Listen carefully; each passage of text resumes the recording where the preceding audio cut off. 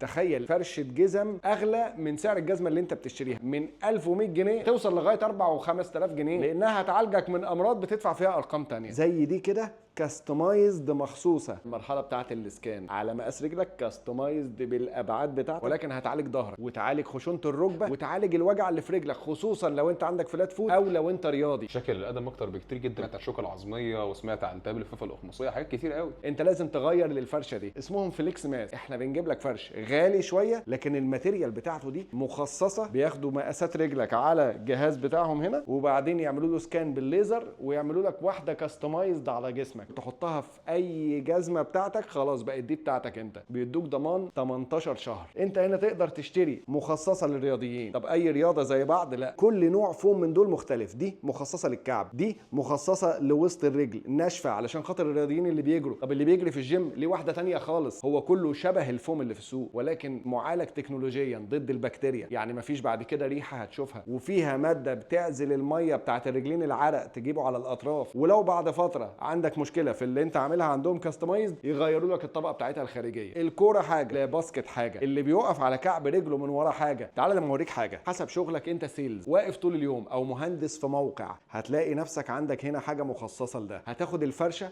تحطها في جزمه، طلعت من الجزمه تحطها في كوتشي، طلعت من الكوتشي هتقول لي ما بتعملش بكتيريا. هقول لك هي انتي بكتيريا، هي ضد العرق وعليها ضمان وتقدر تطلبها اونلاين. انا هطلع هنا على الجهاز ده، قلعت الكوتشي بتاعي وبعدين بحط رجلي هنا على جهاز الاسكان، هياخدوا بالمقاسات بالملي على مقاس رجلي. المرحله اللي احنا فيها دي هي مرحله الاسكاننج، اللي تحت ده ليزر فانا ما ينفعش ابص له، وبنطفي الانوار حوالينا. بيبتدوا بقى ياخدوا شكل الرجل ما قبل الراحه بفرشه. سؤال يا دكتور، انا ما عنديش فلات فوت في رجلي، فهل انا برضو محتاج؟ شكل القدم اكتر بكتير جدا من فلات فوت. في عندك سمعت عن الشوكه العظميه وسمعت عن التهاب الفقرة الاقمصيه، حاجات كتير قوي. الفلات فوت في الاطفال محتاجين نلحقه قبل ما يكبر. يعني لو محدش عارف ان ابنه عنده فلات فوت، ايوه فاكره بيتدلع عليه ويقول لك بيكتشفوا هنا بالسكانر. طبعا. كده عملت السكاننج على رجلي، فانا كده عرفت المقاس بتاع رجلي، فهستلمها في وقت قد ايه بقى؟ 24 ساعه. ولغايه ما استلمها هم قالوا لي ان عندهم هنا الجاهزه، تبان رابر شبه اللي في السوق ولكن مختلفه جدا. فانا قلت لهم انا محتاج حاجه للجيم، فلقيت الرجالي لونها اخضر، الحريمي لونها بينك زي ما انتم شايفين،